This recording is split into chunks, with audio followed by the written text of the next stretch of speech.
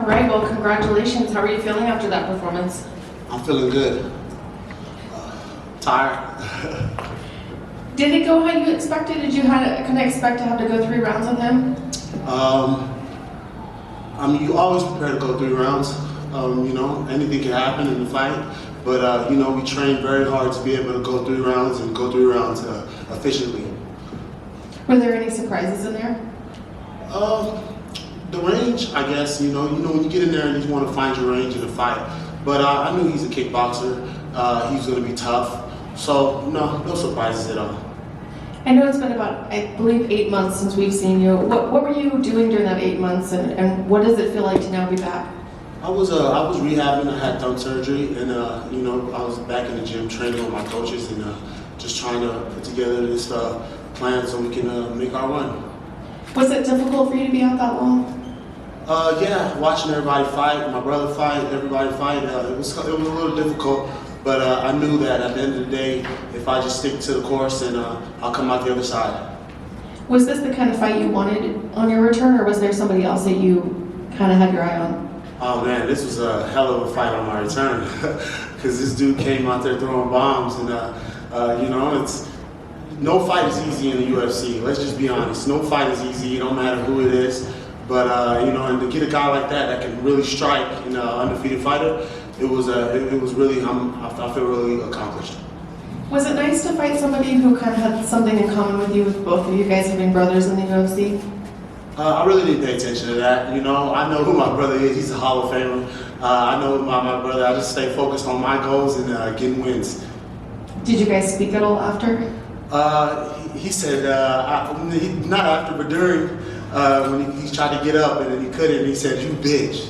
So that was very funny to me. He was just like, "I can't believe you bitch. I can't get out." And that's all he said to me in the cage.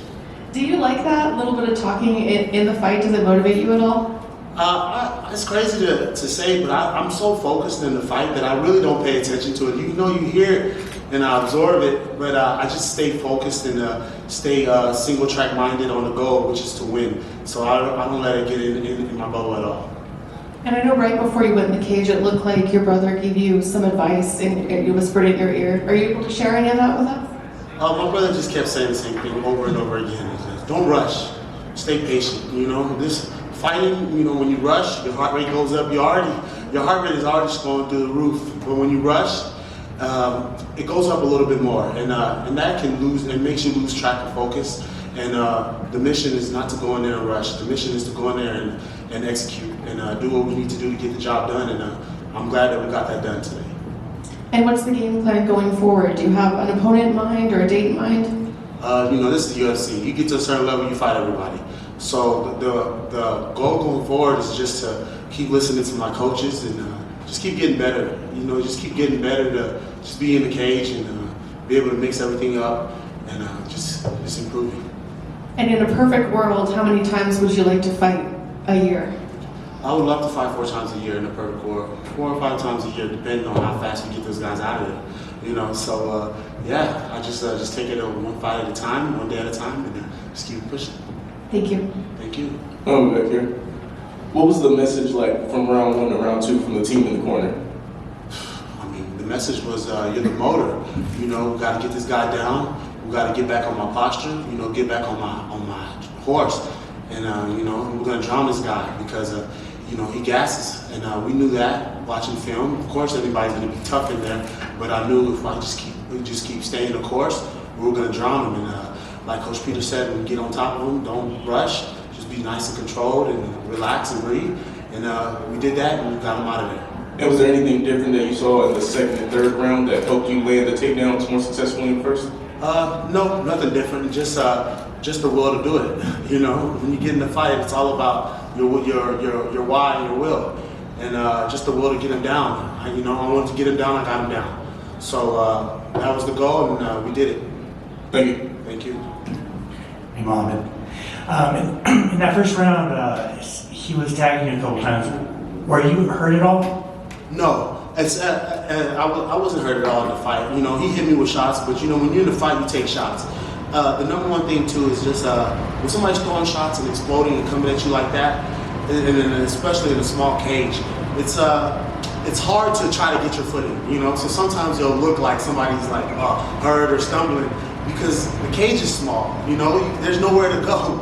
Either you're gonna go through them or go around them, you know. There's nowhere to go in a small cage.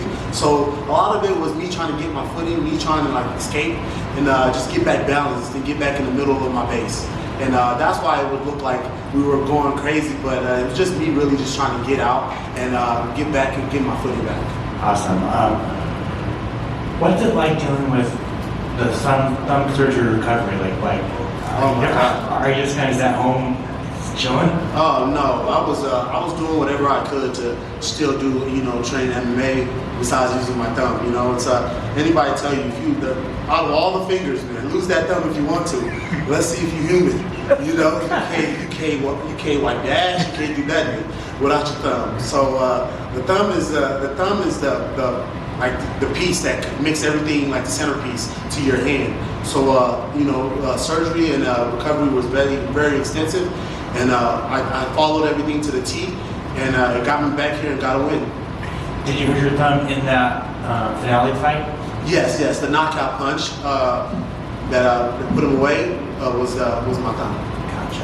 And who'd you work with this camp? I saw Grant New out there cheering Yes. for you, man.